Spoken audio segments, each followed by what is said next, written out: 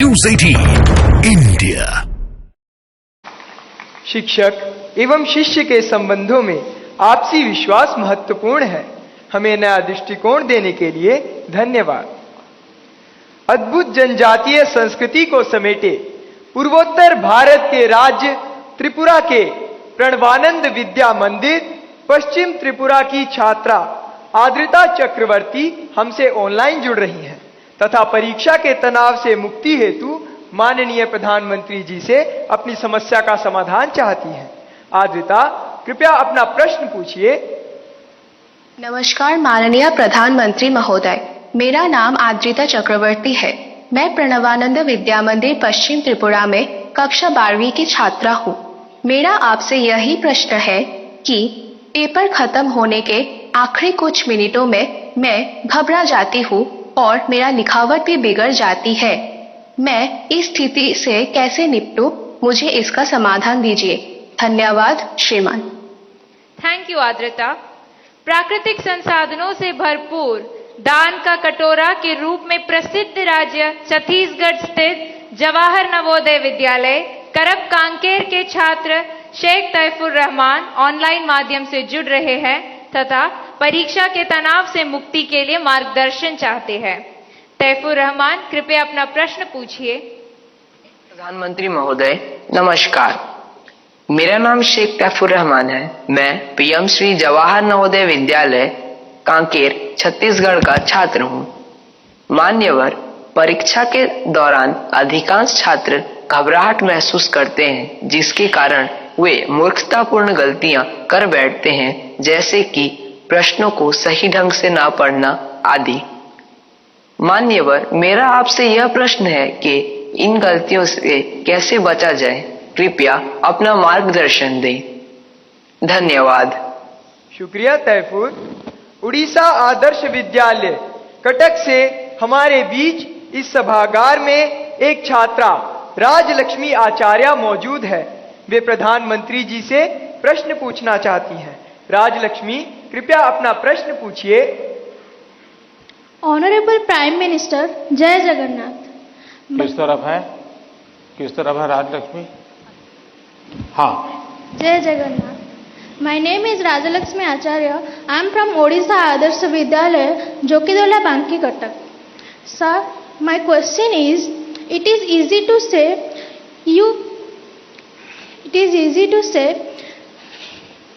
you face exam with a cool mind, but in exam hall the situation is so scary, like don't move, look straight and so on. Then how can it be so cool? Thank you sir.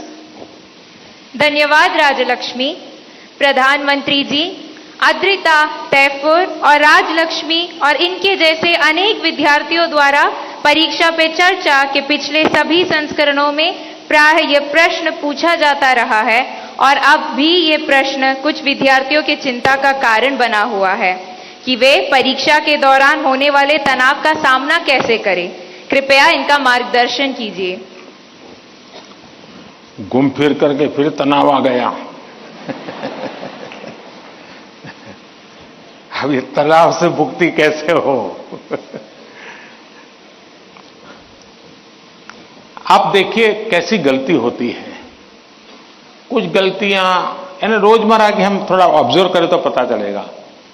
कुछ गलतियां parents का अति उत्साह कर देता है। कुछ गलतियां स्टूडेंट की अतिशय सिंसियरिटी कर देती है। बस समझता हूं इससे बचा जाए। जैसे मैंने देखा है कि कुछ माँ बाप को लगता है कि आज एग्जाम है तो बेटे को नई पेन ला करके दो, जरा कपड़े अच्छे पहना करके भेजो, तो उसका काफी समय तो उसमें एडजस्ट होने में ही जाता है। शर्ट ठीक है कि नहीं है, यूनिफॉर्म ठीक पहना है कि नहीं पहना है। माँ बाप से मेरा आग्रह है जो पेन रोज उपयोग करता है ना वही दीजिए आप। या वहां पेन दिखाने थोड़ा जा रहा है वो।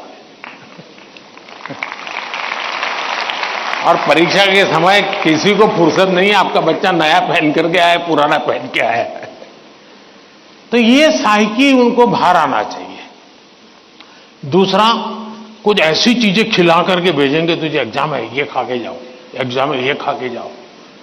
तो उसको और मुसीबत होती है, जिसका वो कंफर्ट नहीं है।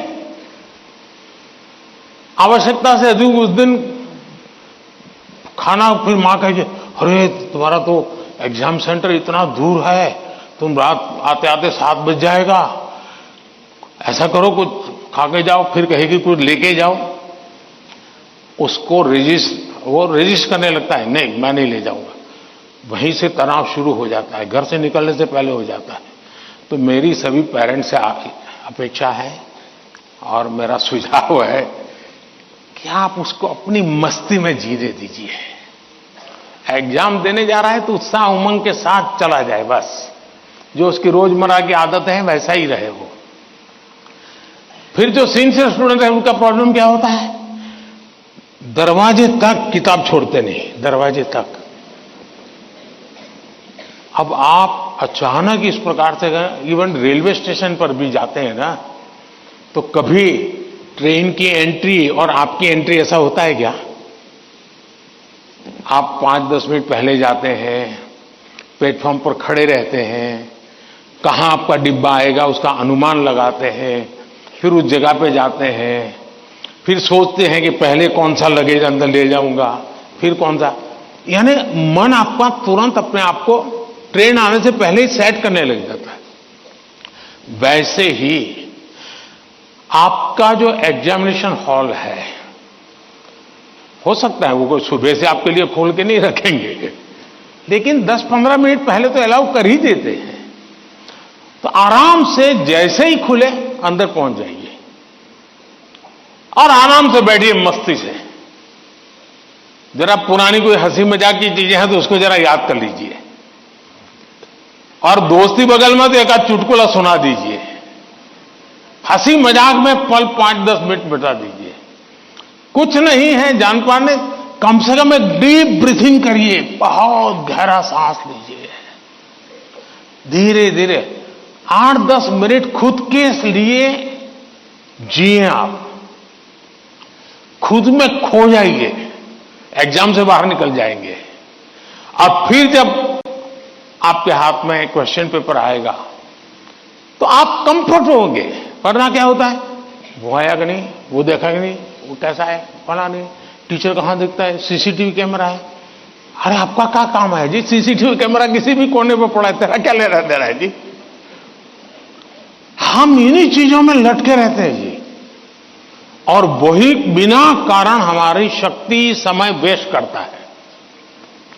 हमने खुद में ही खोए रहना चाहिए। और जैसा ही क्वेश्चन पेपर आ जाए तो कभी कभी तो आपने देखा होगा कि अगर आप फर्स्ट बेंच पर आपका नंबर आया है, लेकिन क्वेश्चन पेपर वो पीछे से बांटना शुरू करता है, तो आपका दिमाग फटकता है। देखिए मेरे से तो 5 मिनट पहले उसको मिलेगा, मुझे 5 मिनट बाद में मिलेगा। ऐसा ही होता है ना, ऐसा होता है ना। अब ऐसी चीजों में अपना दिमाग खपाओगे कि पहले क्वेश्चन पेपर मुझे मिला कि 20 नंबर के बाद मिला, तो आप अपनी एनर्जी, आप परिस्थिति तो पलट नहीं सकते। टीचर ने वहां से पूछा कि आप खड़े होकर नहीं कह सकते पहले मेरे से दो, ऐसा तो नहीं कर सकते।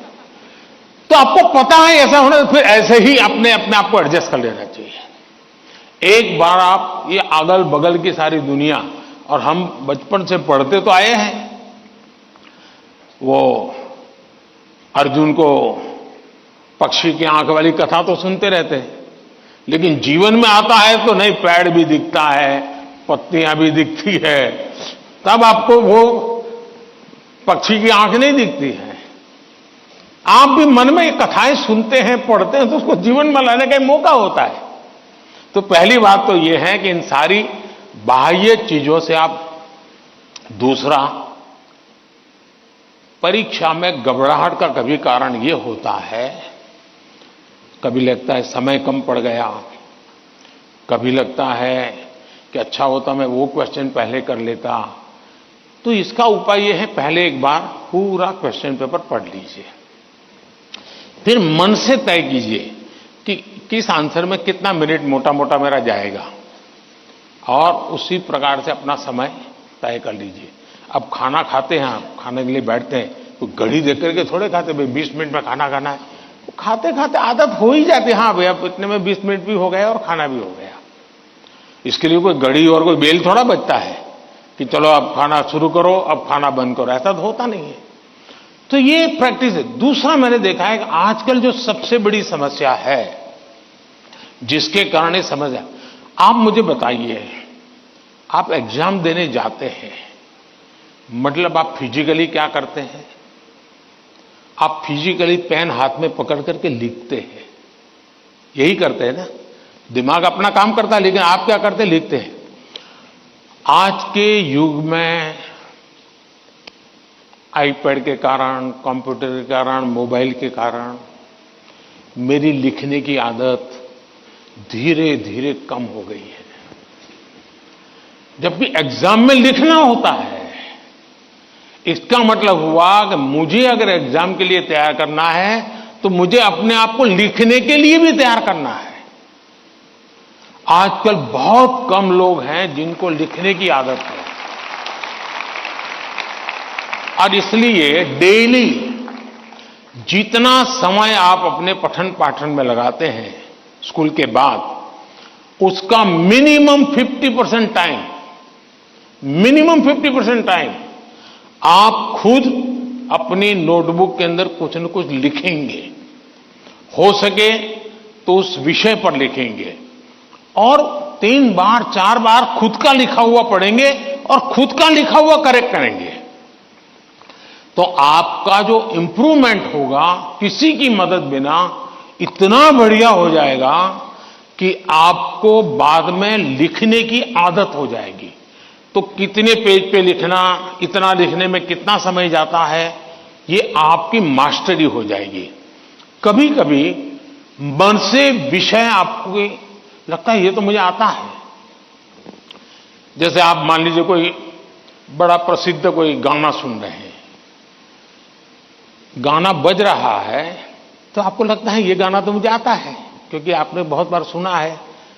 लेकिन एक बार गाना बंद करके जरा कागज पे लिखो ना, वो गाना आता है क्या, तो पता चलेगा नहीं यार, सुनते समय जो मेरा कॉन्फिडेंस था, मुझे अच्छा लगता था और आता था, हकीकत में मुझे आता नहीं था। मुझे वहां से प्रॉम्प्टिंग होती थी, इसलिए मुझे वो लाइन याद आ जाती थी। और उसमें भी परफेक्ट शब्द के संबंध में जब बात आएगी तो मैं पीछे रह जाऊंगा। मेरी आज की पीढ़ी के साथियों से बहुत मेरा आग्रह है कि कृपा करके आपकी एग्जाम में एक बड़ी चैलेंज होती है लिखना। कितना याद रहा, सही रहा, गलत रहा, सही लिखते हैं, गलत लिखते, तो वो तो बात का विषय है। आप अपना ध्यान प्रैक्टिस में इस पर कीजिए। अगर ऐसी कुछ चीजों पर अगर आप ध्यान केंद्रित करेंगे, मुझे पक्का विश्वास है कि एग्जाम हॉल में बैठने के बाद जो अनकंफर्ट या प्रेशर फील करते हैं वो आपको लगेगा ही नहीं, क्योंकि आप आदी हैं। अगर आपको तैरना आता है तो पानी में जाने से डर नहीं लगता है आपको, क्योंकि आप तैरना जानते हैं। आपने किताबों में तैरना ऐसे होता है और आप सोचते हैं हाँ मैं तो पढ़ा था भाई, हाथ पहले ऐसे करते, फिर दूसरा हाथ, फिर तीसरा हाथ, फिर चौथा हाथ, तो फिर आपको लगता है हाँ पहले हाथ पैर पैर दिमाग से खप कर लिया, अंदर जाते ही फिर मुसीबत शुरू हो जाती है। लेकिन जिसने पानी में ही प्रैक्टिस शुरू कर दी, उसको कितना ही गहरा पानी क्यों हो, उसको भरोसा होता है मैं पार कर जाऊंगा।